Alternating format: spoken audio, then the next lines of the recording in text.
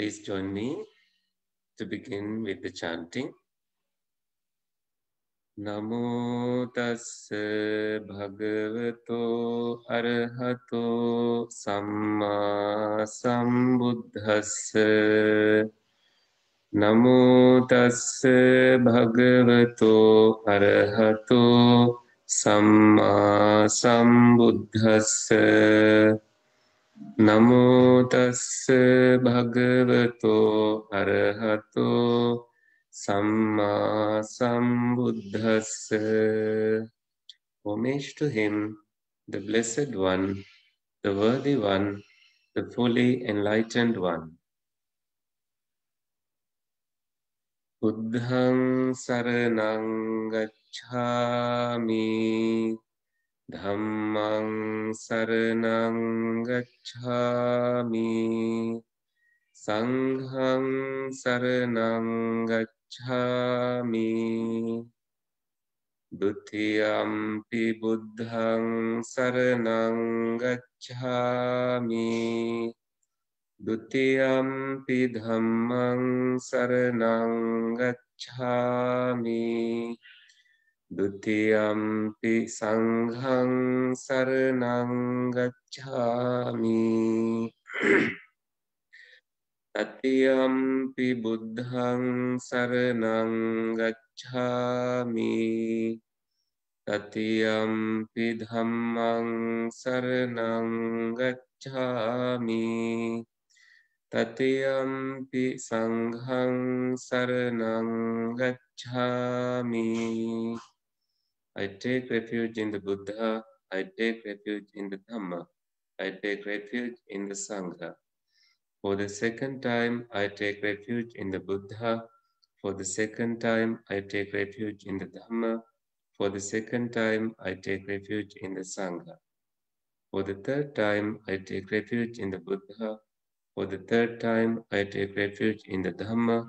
For the third time, I take refuge in the Sangha.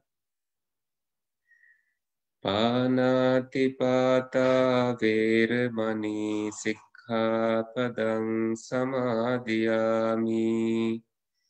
Adinnādāna veramani sikkhapadang samadhiyami. Kāmesu micchācārā veramani sikkhapadang samadhiyami.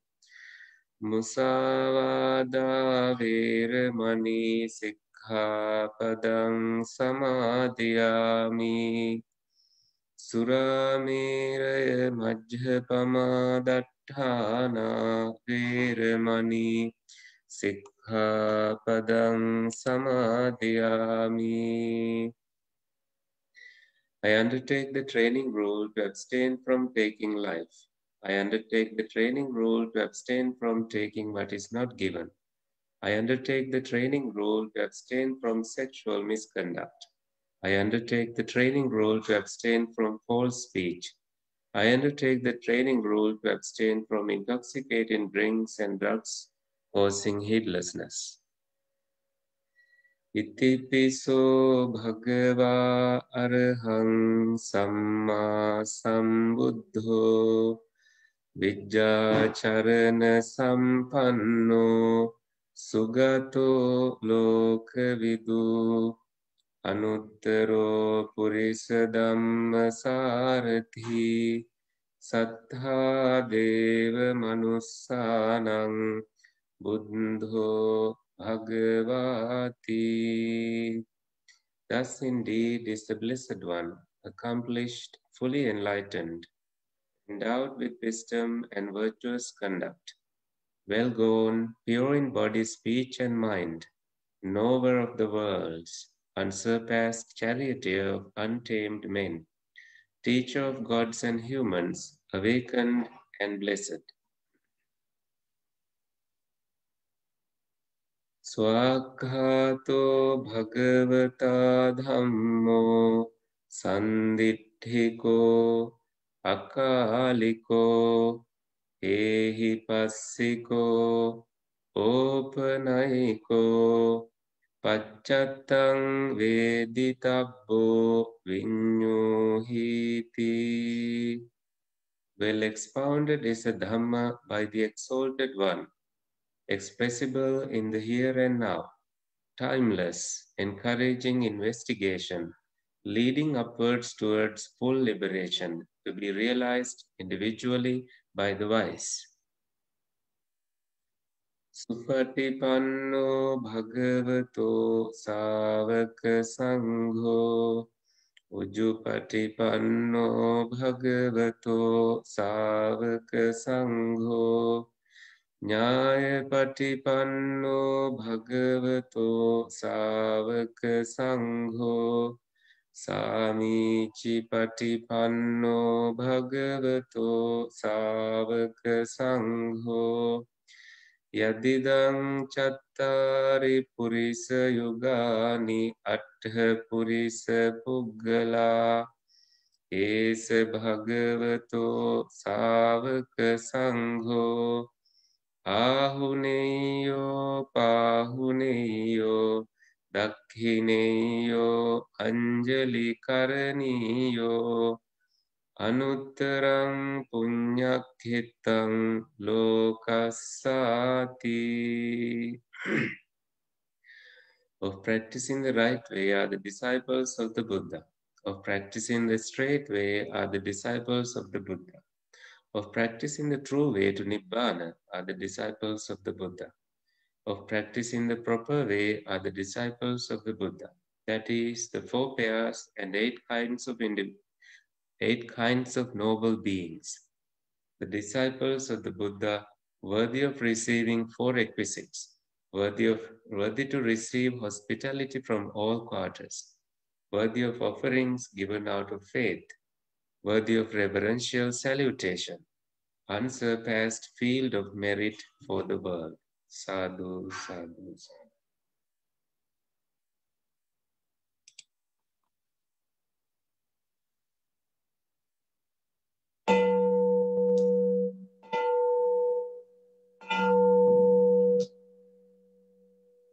Now please join me for this guided meditation.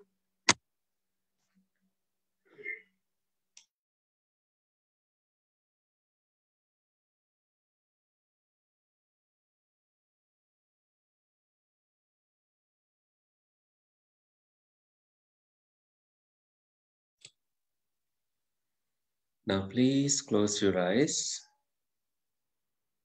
and put your body in calm position. Not too tight, not too loose. Taking a deep breath in and relaxing.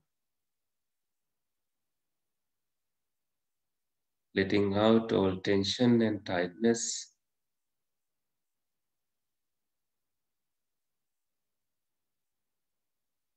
Your shoulders relaxed. You begin gladdening your mind as you breathe in and breathe out, or at least preparing your mind for that goal.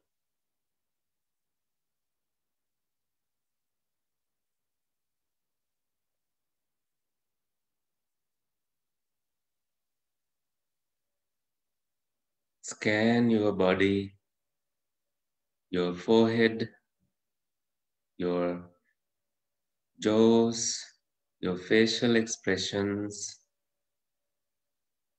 your neck and your shoulders, your spine and your sitting bones. You have your knees bent and your knees are at ease. Your thigh muscles relaxed, muscles pressing against your seat. Have enough ease and comfort.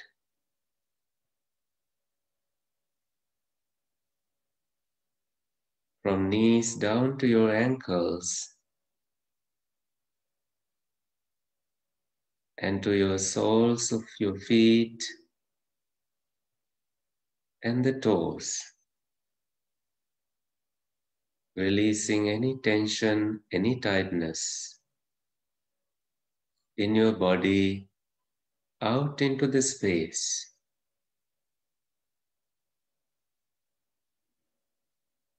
beginning to root to the ground, to the earth, strengthening, balancing your energy, strengthening your posture.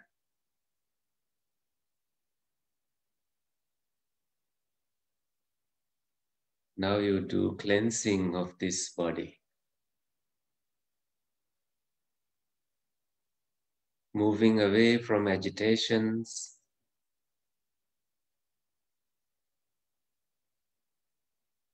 and moving away from strong sensual feelings that may distract you during this meditation. Whatever is strongly present and is not conducive to your mental peace, you let go of it. All you have is this moment, and you invite the wisdom to guide you, making more and more space for your wisdom. Inviting all the positive energy from the universe to the core of your body, to the heart base, making more space for peace. You begin paying attention to your five sense faculties: seeing, hearing, smelling, tasting, and physical sensations. You let your brain to send no signals to any of these sense faculties. What is now present is your mind, which goes into the past and to the future. But you can choose breath that is not happening in the past, not happening in the future, it is happening right now, to bring your mind to present awareness, a gift you are giving to yourself.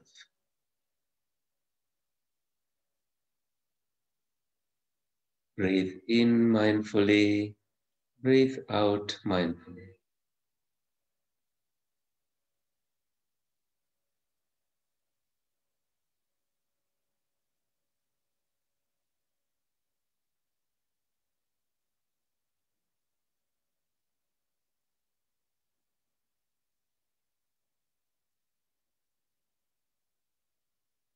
Ignoring the noises of your head as well. You are fully present with your inhaling and exhaling.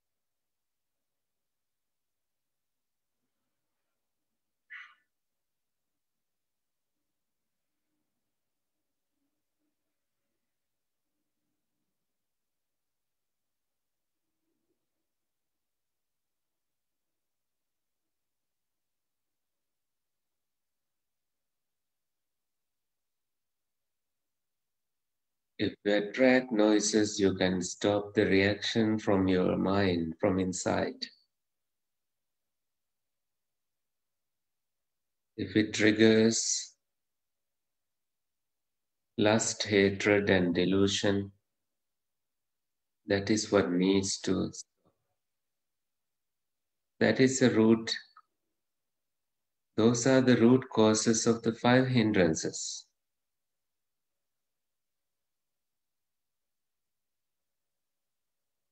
So you stay more and more present with inhaling and exhaling. Take a deep breath in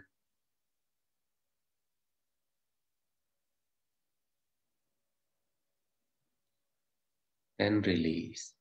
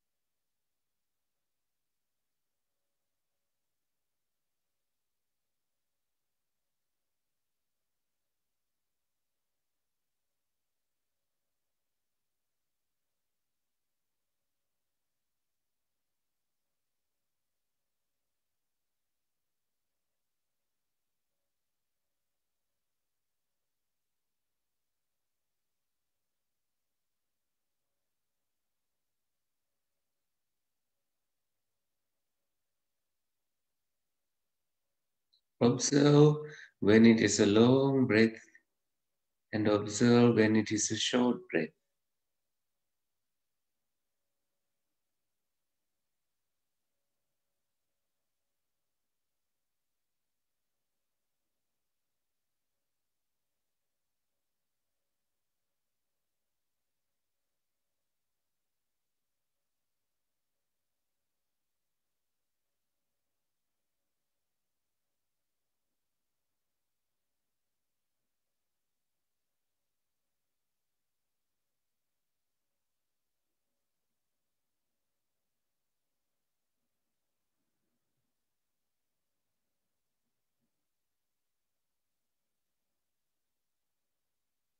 If you get distracted, relax.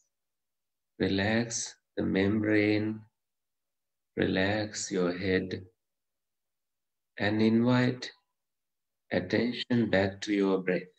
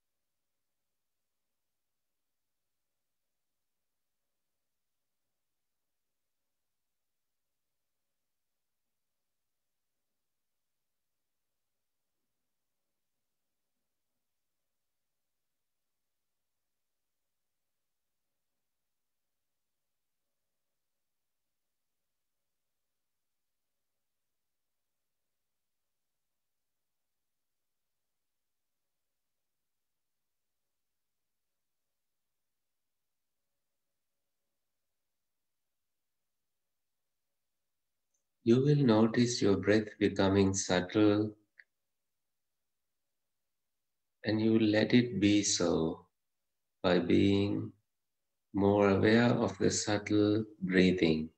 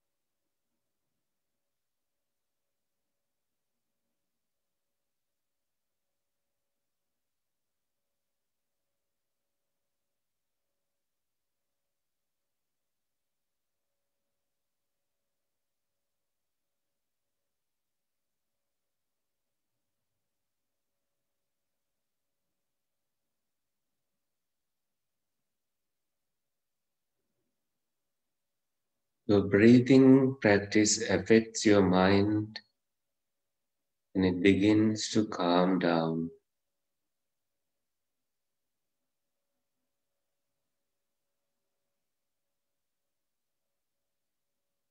Tranquilizing your body and mind. You continue to observe your breath and being present with it.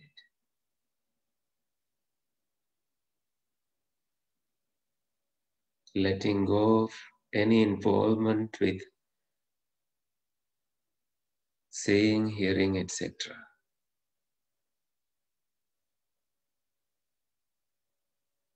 Nothing to react.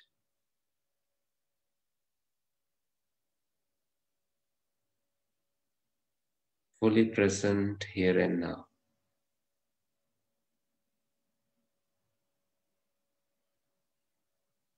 As fully present as you can,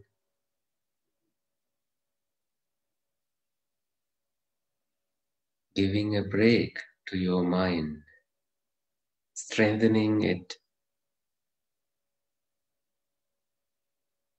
and keeping this going.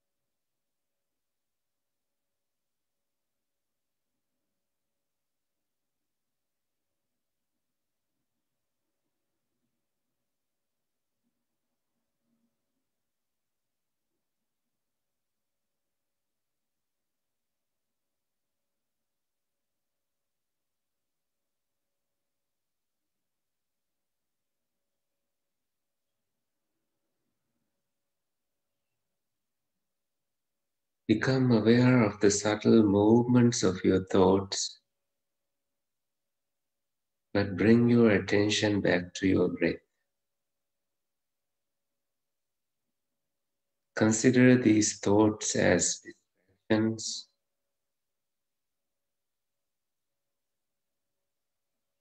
There is no need to step on them and let them grow.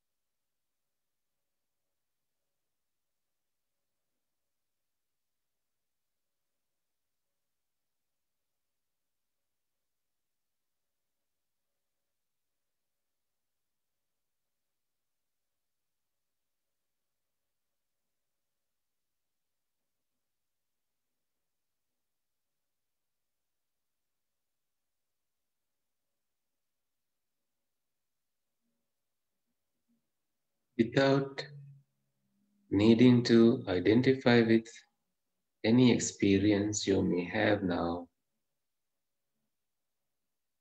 you begin noticing joy, tranquility, and happiness as a result of your conditioning through this practice.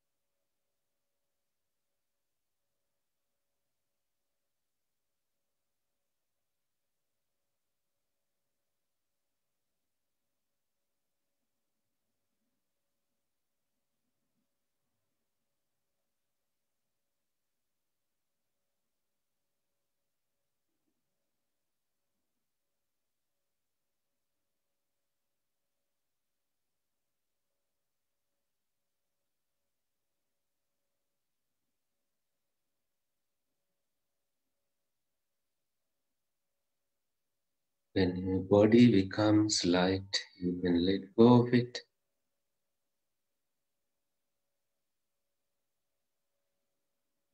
And stay present with the luminous mind, with just the awareness of the body breathing.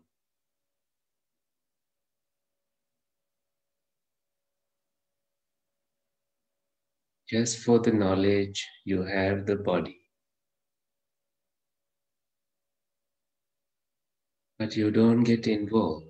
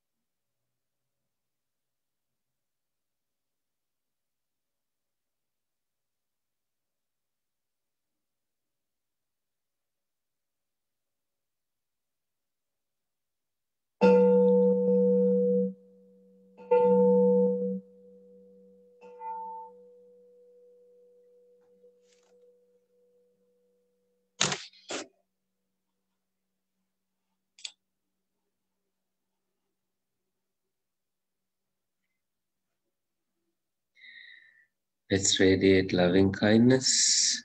This is what should be done by one who is skilled in goodness and who knows the path of peace.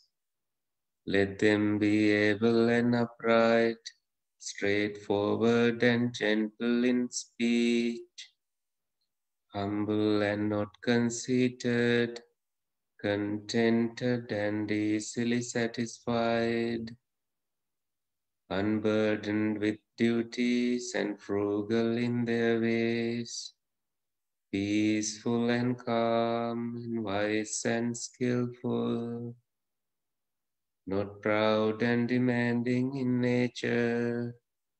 Let them not do the slightest thing that the wise would later reprove, wishing in gladness and in safety.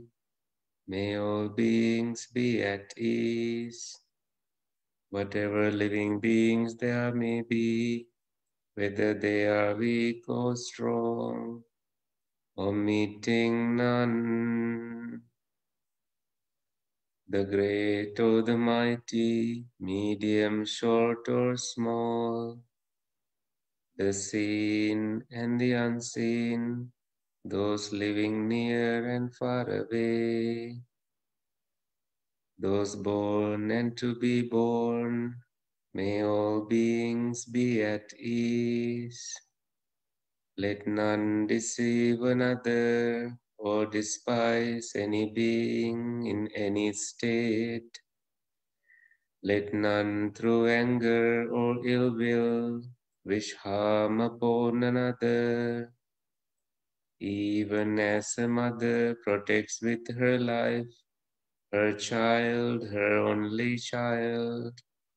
So with a boundless heart, should one cherish all living beings, radiating kindness over the entire world, spreading upwards to the skies and downwards to the depths, outwards and unbounded, freed from hatred and ill will, whether standing or walking, seated or lying down, free from drowsiness. One should sustain this recollection. This is said to be the sublime abiding. By not holding to fixed views, the pure-hearted one, having clarity of vision, being freed from all sense desires, is not born again into this world. Sadhu, sadhu, sadhu.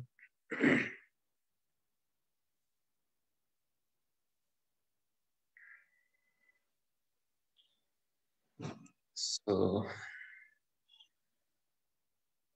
I hope you had good meditation. So, this evening, I thought of sharing something from Vinaya.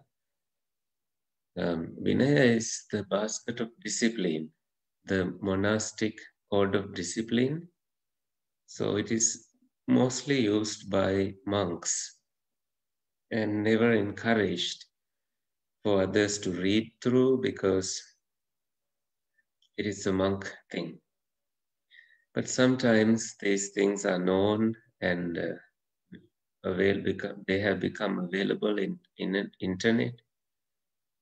So the main three categories, we have suttas, we have Vinaya, and then Abhidhamma. Sutras, that's what we have been discussing. Sutras include the discourses of the Buddha. In Vinaya, this has the incidents that led to promulgation of the code of discipline to the Buddha.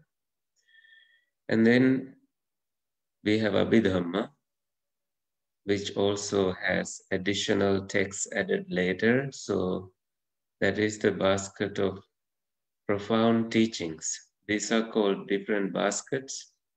So they put different things into different categories, and they have subdivisions of those.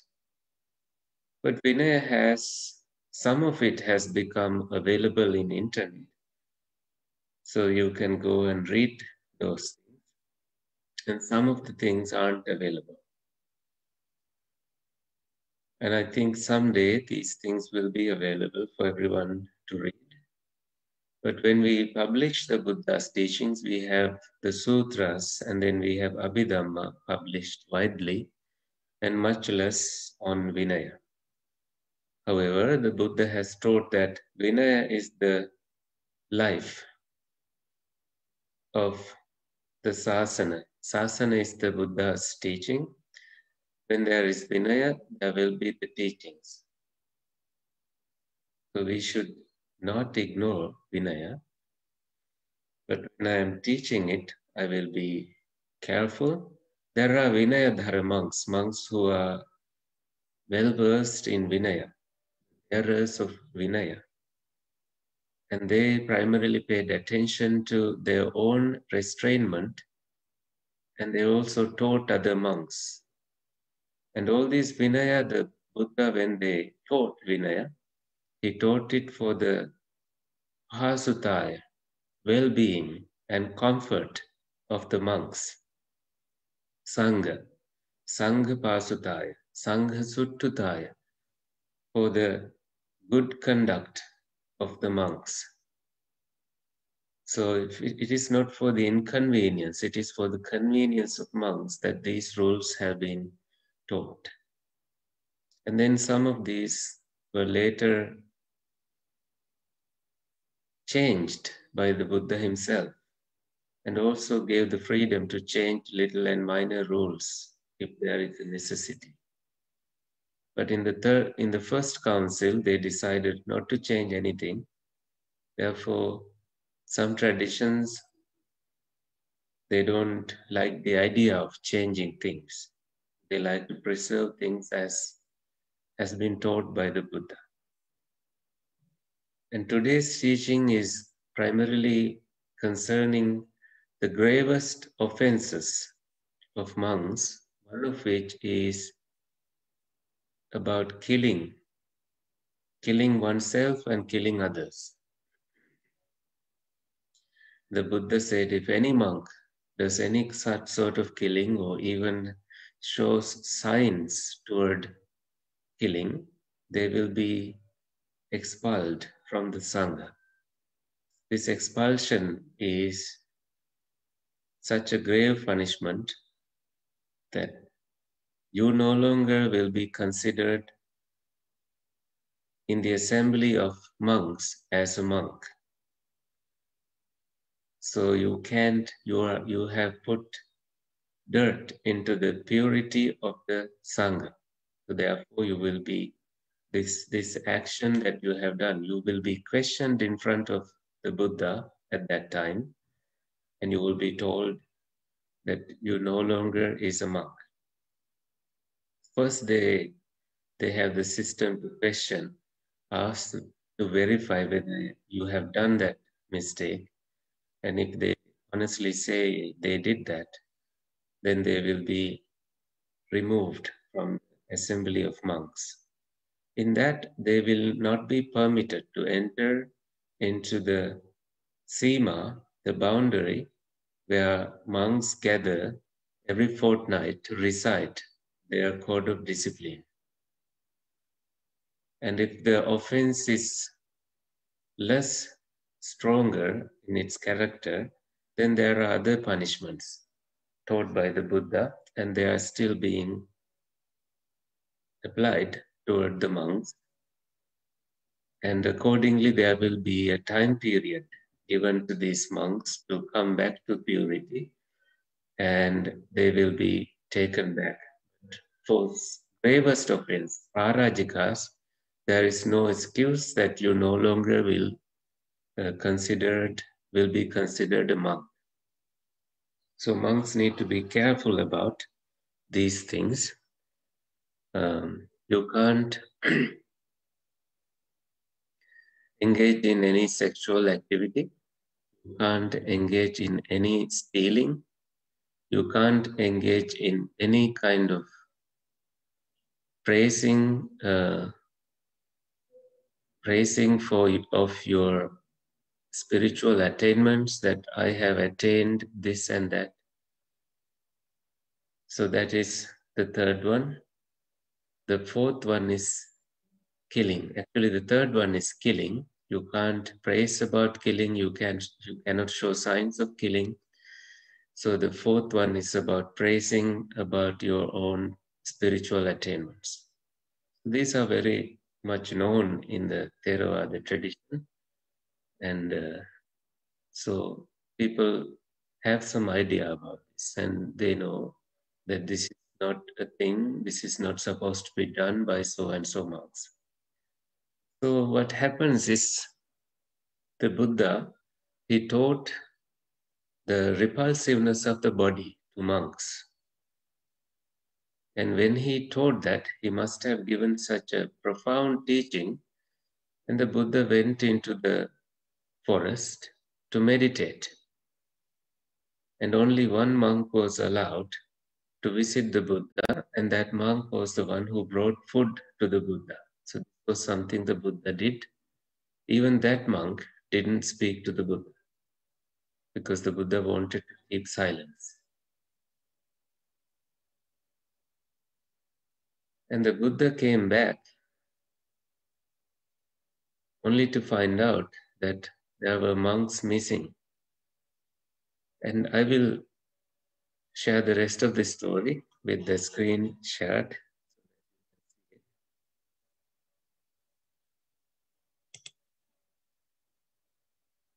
This is a sub-story. At one time, the Buddha was staying at Vesali in the hall with the peaked roof in the Great Wood. At the time, the Buddha spoke to the monks in many ways about unattractiveness. He spoke in praise of unattractiveness, in praise of developing the mind in unattractiveness, and in praise of the attainment of unattractiveness. You can see four things here. The Buddha spoke in many ways, and then he spoke in praise, and then in praise of developing the mind, and then in praise of attainment of unattractiveness. So these are done in four stages. First, he praises it. First, he speaks about it in many ways. Then he praises about it. And then he's telling you to develop the mind. And then telling you praising the attainment of unattractiveness, asubha. This attainment is like you are not attracted to anything. You are not even distracted by anything. You have a beautiful state of mind. You can see the ugly in the beautiful, and you can see the beautiful in the ugly. You can change it anytime, and you have full 7 factors of awakening present to you, and you can use your mind in any way you like as a result of cultivating unattractiveness. Because when we are attracted to things, we cling to those things, we attach to those things, and we miss so many things. Our minds get so busy with the attachment. The Buddha then addressed the monks and said, "Monks, I wish to go into solitary retreat for half a month. No one is to approach me except the one who brings me alms food." So at that time, the Buddha did not even go on alms round. "Yes, Venerable Sir," they replied. No one approached him except the one who brought him alms food. The monks thought, the Buddha has talked in many ways about unattractiveness, and they devoted themselves to the development of the mind in unattractiveness in its many different facets. So monks took it seriously. Now the Buddha has spoken. So as a result of their practice, they became troubled by their own bodies, ashamed of them, disgusted with them, just as a young woman or a man, someone fond of adornments, who had just washed her hair, so clean, would be ashamed, humiliated, and disgusted if the carcass of a snake, a dog, or a man were hung around her neck. How do you even hang a carcass of a man around a neck? No idea.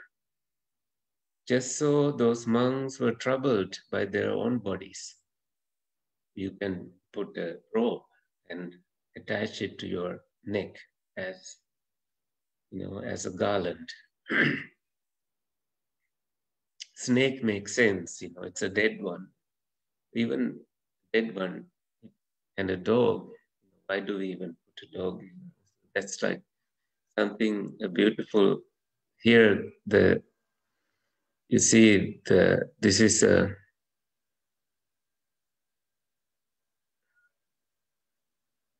young woman or a man.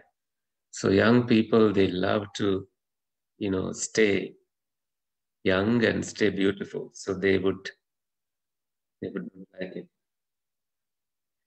They took their own lives, took the lives of one another, and they approached Migalandika, the ascetic look-alike. He was not an ascetic, but he looked alike, and said, he's an ascetic look-alike, and said, "Please kill us." So now you see many things happening. They're killing themselves and helping others by killing them. And they also approached Migaland. You see how strong the Buddha may have taught this teaching. and they'll approach Mikalandika and say, please kill us. This bowl and these robes will be yours, and hired for a bowl and robes. You see, monks had only bowl and robes in exchange of this action he did. Mikalandika killed a number of monks. He took his blood-stained knife to the river Vaggumuda. And while he was washing it, he became anxious and remorseful. This is truly bad for me. I've made much demerit by killing virtuous monks.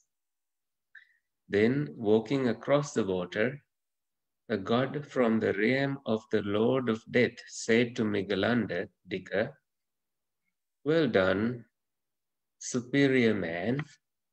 You are truly fortunate. You've made much merit because you've brought across those who hadn't yet crossed. So Tinnangvatari, you help them to cross the flood of samsara. But now notice this is the Lord of Death, Mara, Mrityu Raja, the king of Mara.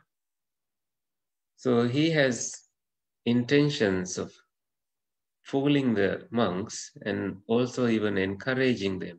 What is the use of practicing?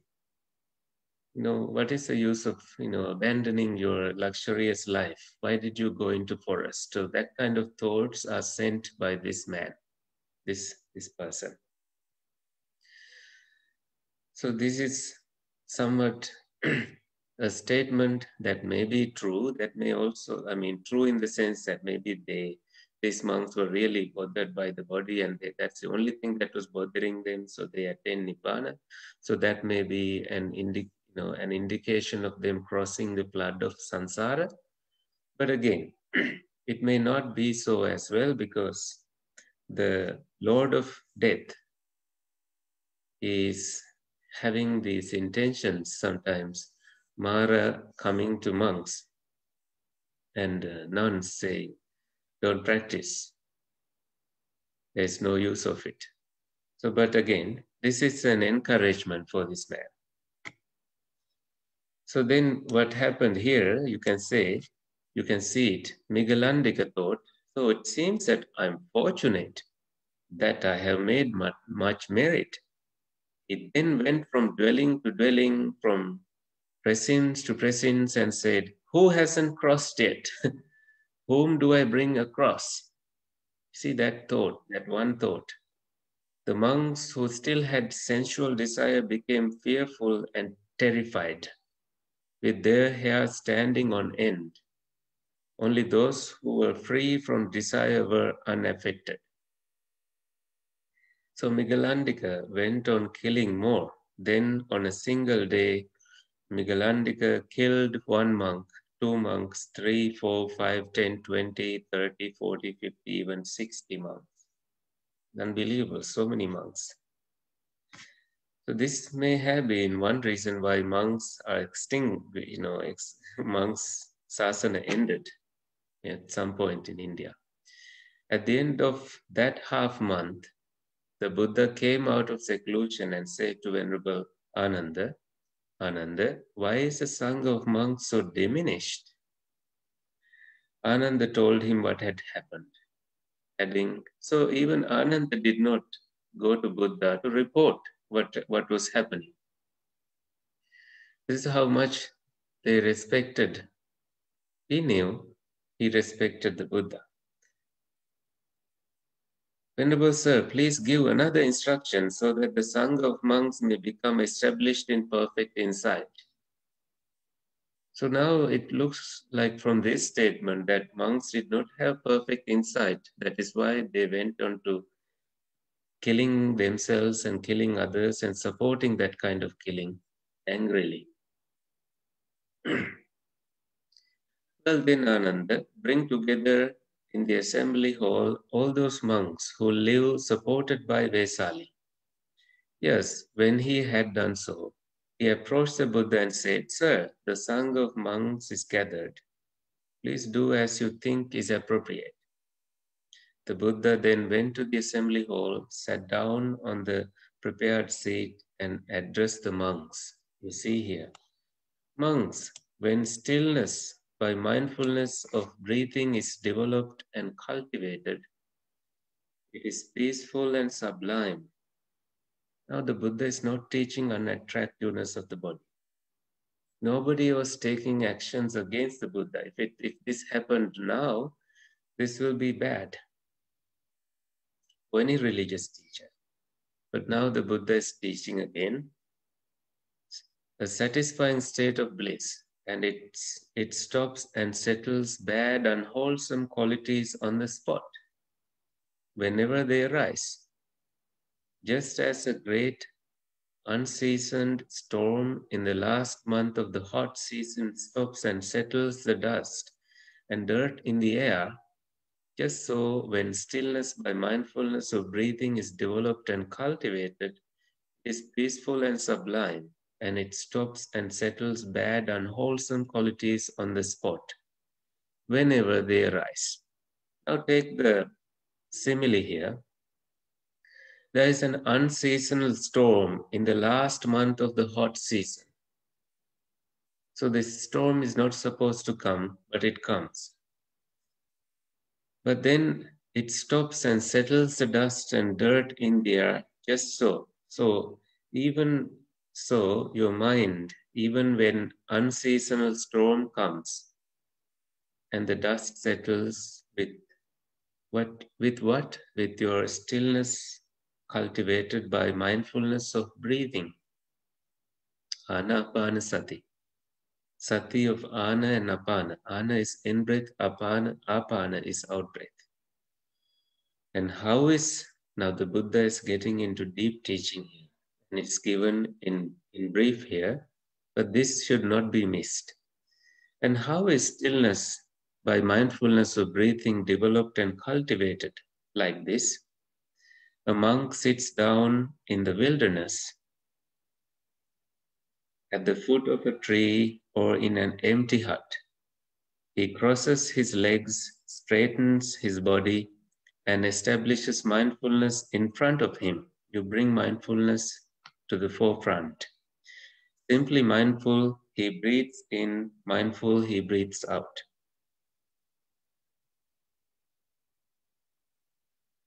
Excuse me. When he breathes in long,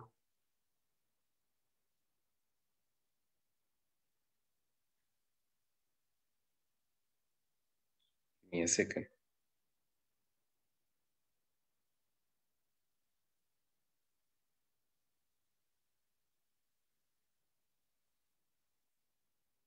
This is what we did today in our meditation. You notice this part. This is based on the sutra instructions, you will know. When he breathes in long, he knows it. And when he breathes out long, he knows that.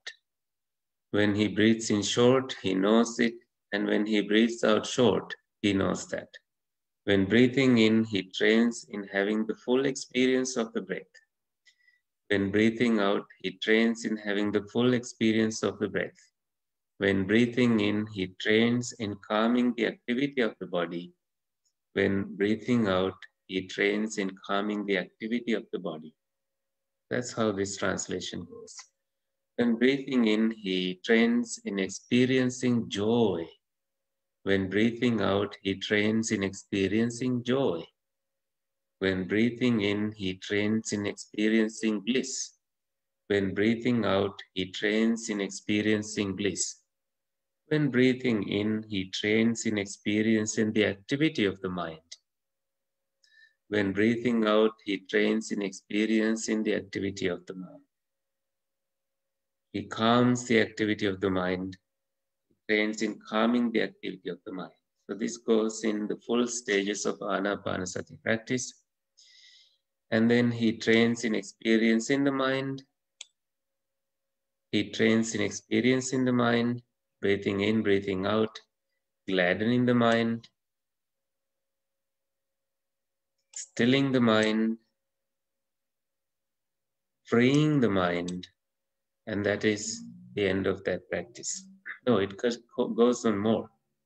There is impermanence involved in this, and then there is fading away, that is cessation. So arising nature and passing away nature, and you are seeing the cessation experience. It may be the final cessation, or it may as well be the cessation as they happen in your experience. He trains in contemplating ending. He trains in so this still happens with breathing. When breathing in, he trains in contemplating relinquishment, that is letting go, that is there. Monks, when stillness by mindfulness of breathing is developed and cultivated like this, it is peaceful and sublime, a satisfying state of bliss, and it stops and settles bad, unwholesome qualities on the spot whenever they arise. Now, this was the teaching given to monks. This was when monks felt calm and they did not run here and there. They let go of the thoughts of killing themselves. The Buddha then had the Sangha gathered and questioned the monks. Now, this is the Buddha questioning them before applying the rule.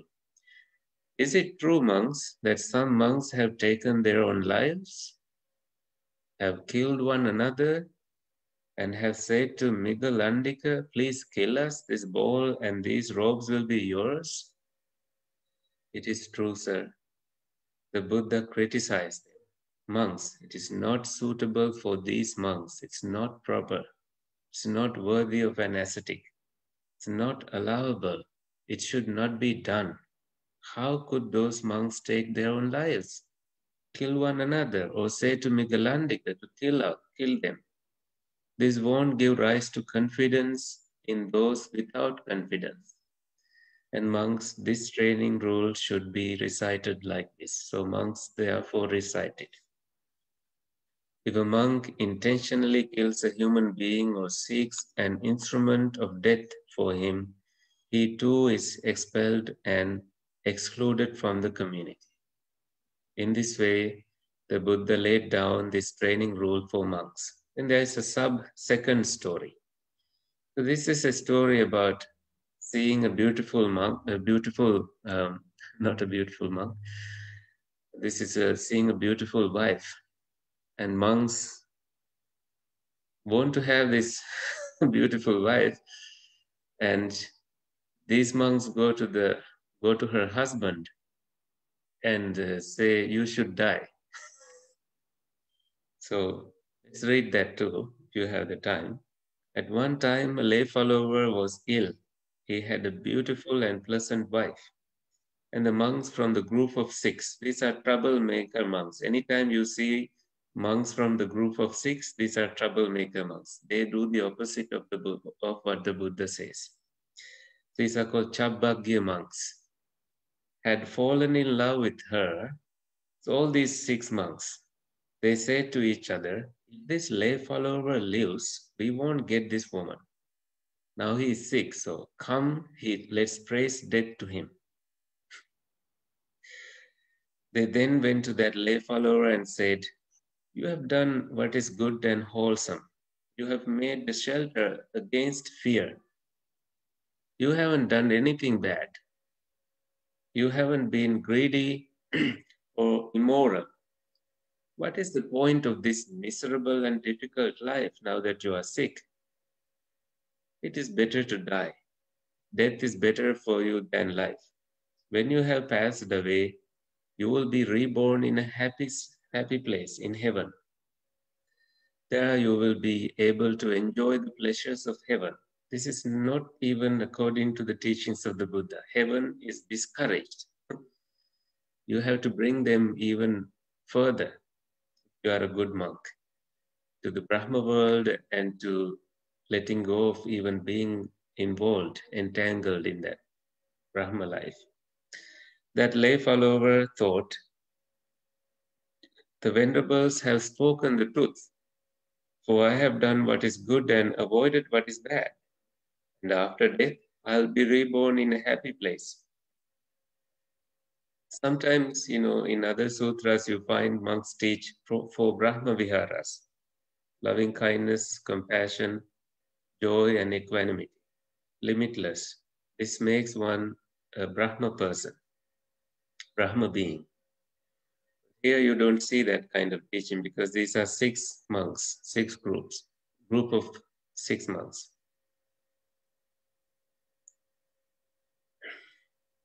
From then on, he ate various kinds of detrimental food and drank detrimental drinks, and as a consequence, he became seriously ill and died. This man already was sick and he had things that he shouldn't have had, and as a result, he died. But his wife complained and criticized those monks. These Sakyan ascetics are shameless and immoral.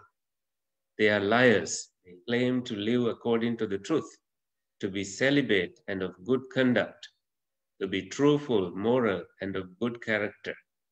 But they don't have the qualities of an ascetic or a Brahmin.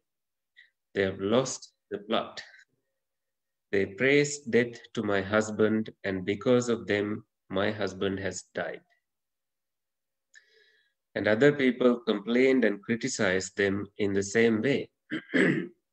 Monks heard the criticism of those people, those monks who had few desires and a sense of conscience. So now, not the group of 6, but other monks who had conscience, who were contented, afraid of wrongdoing, and fond of the training, complained and criticized those monks. How would they praise death to that lay follower? After criticizing those monks in many ways, they told the Buddha.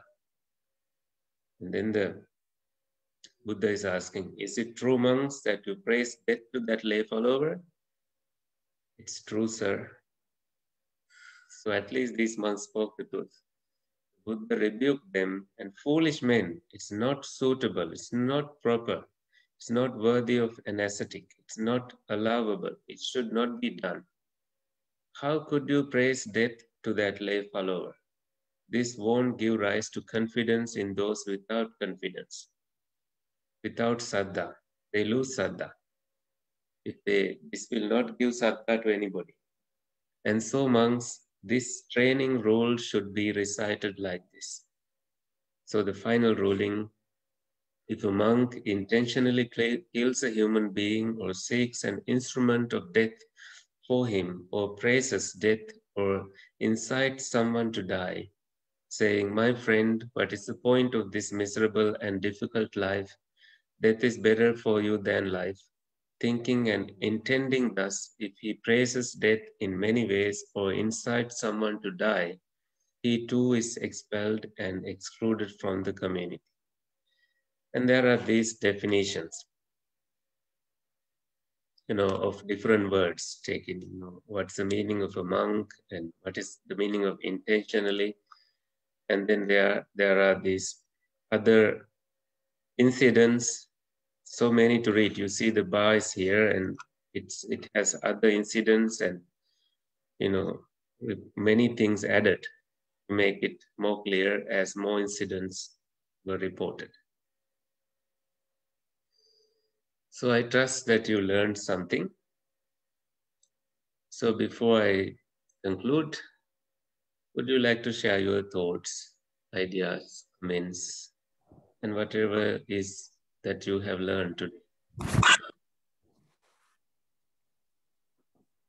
I think though the monks encouraging others to die, I think that it sounds like something from history, the Jonestown massacre. Yeah. Yeah. Massacres have happened, and yes, go ahead if you have more to say. I don't know, just human beings can be very prone to suggestion, I feel. Yeah. Especially when I think those monks went into some depressive state of mind and they didn't know what is right and what is wrong. So in that state of mind, those others who give them instructions should give those instructions super carefully, right? But again, sometimes when somebody comes to you for instructions nowadays, we become little careful because even giving instructions will put you in jail, saying you didn't have any license to give that instruction. So people are reluctant to give any counseling to someone who needs it if you don't have the proper training for it. Oh, scared money doesn't make money.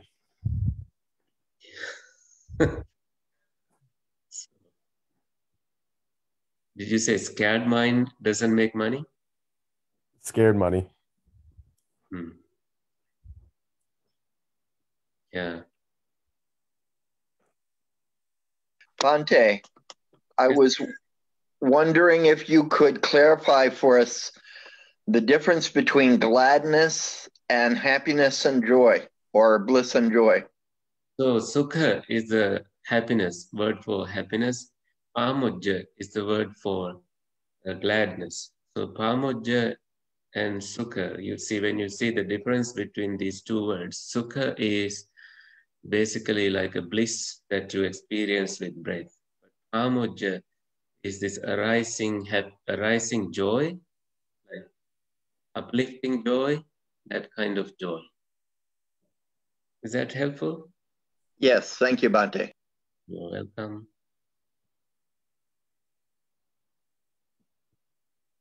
Any more thoughts?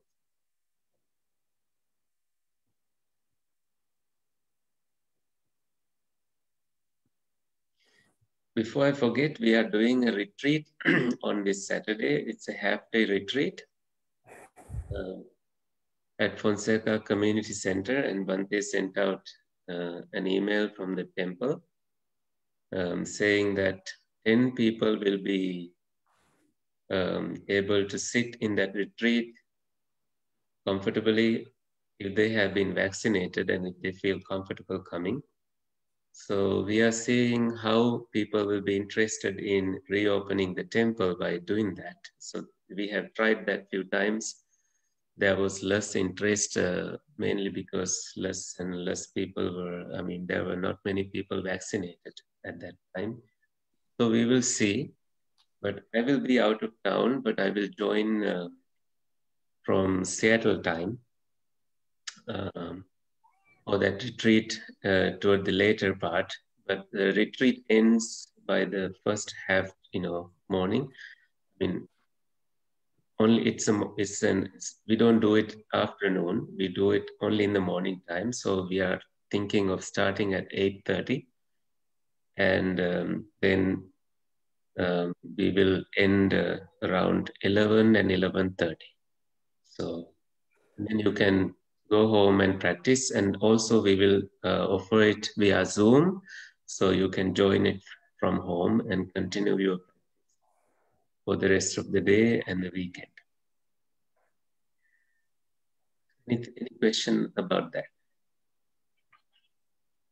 I have a question, Bhante, not about the retreat, but about the today's session. Mm-hmm. I have read, and then actually, in fact, one of your previous sessions, you showed us or taught us a couple of bhikkhus commit suicide and then became arahant. So how that incidents go along with these training rules? So thank you for bringing that up. We have discussed about, and first of all, when I shared this email, I got some response from at least one person saying, this is something so sensitive and I'm not sure if I want to attend to this. So I understand that feeling, and also I'm not interested in subjects of any killing, although this is one thing that I thought is shorter and is worth sharing. And this question adds more into it, that Vakkali and Godika, these two monks, are recorded as having fallen seriously ill. And Vakkali particularly was interested in seeing the Buddha, and he was ill, and the Buddha also at that point discouraged him on focusing on the physical body, saying, what's the use of looking at this unattractive body and encouraged this monk to have full sense in his mindfulness practice. So he had only the burden of the body at that point because the proper instructions have been given to those monks, also to Godhika. So they had only the attachment to the body to let go of. So they instructed, at least in one of those cases, they instructed other monks or somebody to bring them to a peak of a mountain, and there took the life. And then the Buddha declared that these monks become arahants. Only a Buddha could tell when that kind of an attainment has been achieved. But here the Buddha's point was that you are causing, so this is causing to lose confidence, saddha in people. The Buddha never declares here that monks became arahants.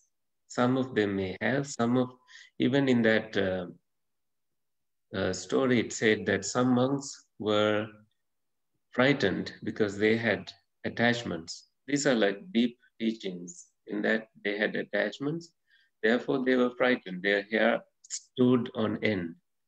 Therefore, we don't really know which monks were which, whether they were arahants or not. So this leaves us in a place of Place of doubt,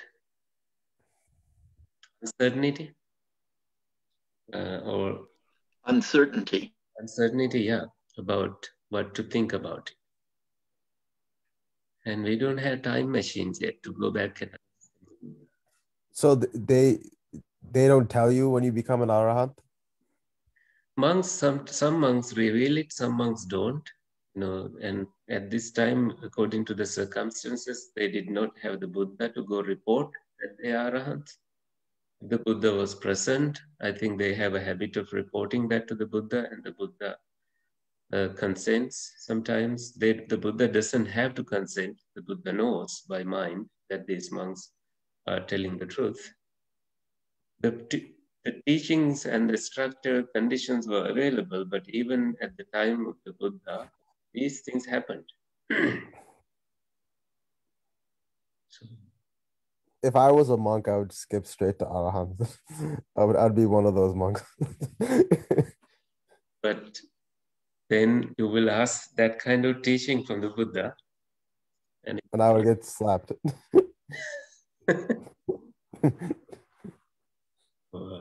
I guess teachings, what we get as teachings is sometimes abstract.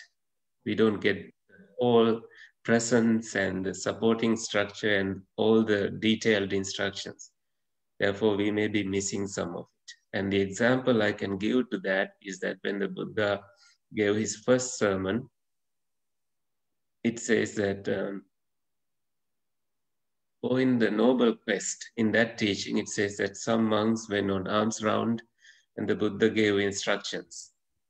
And then on other days, other monks went arms round and the Buddha remained giving instructions to the remaining monks. So this was about 5 monks. So where are those instructions? It's only a statement that the Buddha gave instructions. And we have the first sermon and also the second one, which is the teaching on non-self characteristics, Anatta Lakkana Sutta. So in those, at the end of those, it says after the first sermon, one became a stream winner. He opened his eye to Dhamma, that is Kondanya. So he became known as Anya Kondanya. Kondanya, the known one, the one who knew the Dhamma. And after that, after giving the teachings on non-self characteristics, all the 5 monks became arahants. So that is all we know. So I think when every condition is ready, this is the Buddha's teaching is about hetu and phala, causes and conditions. I think becoming an arahant will be the result, the phala. Arahant is a result, a phala, fruition. Anything else?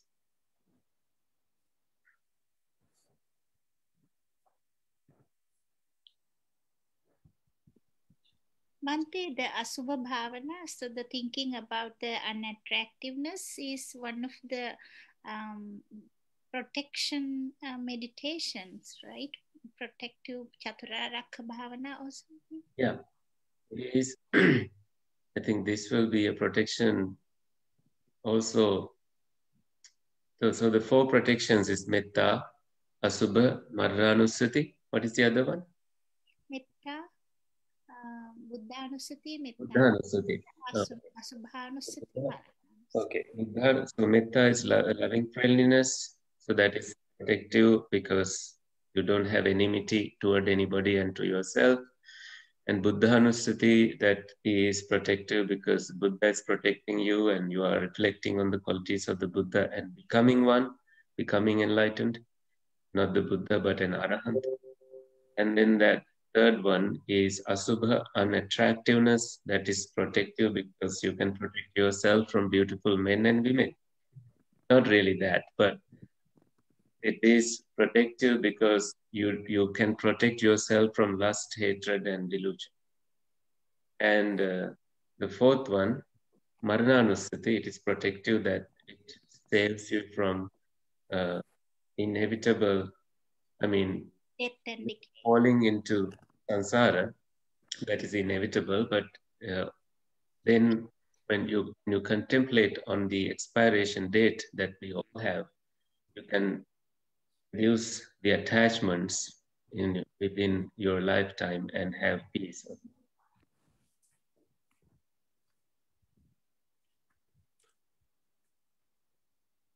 What was like the criteria for admission to being a monk back then? All these monks doing crazy things, and they didn't have like an entrance exam or some Jedi mind trick testing, or They did have an entrance exam, which is being scanned by the Buddha. You can't easily pass that test. And the eye test. Eye test. And Oh, the Buddha would call as a Ehi Bhikkhu, come monks. So that kind of a person is already prepared and also living like a monk. And the Buddha doesn't have much to change in that person. And if they unfortunately didn't have the bowl and ropes ready, the Buddha would say, bring those so that you can enter the monastic. Sometimes they fail and they get killed on their way back or on their way out, and they still become arahants. But that is,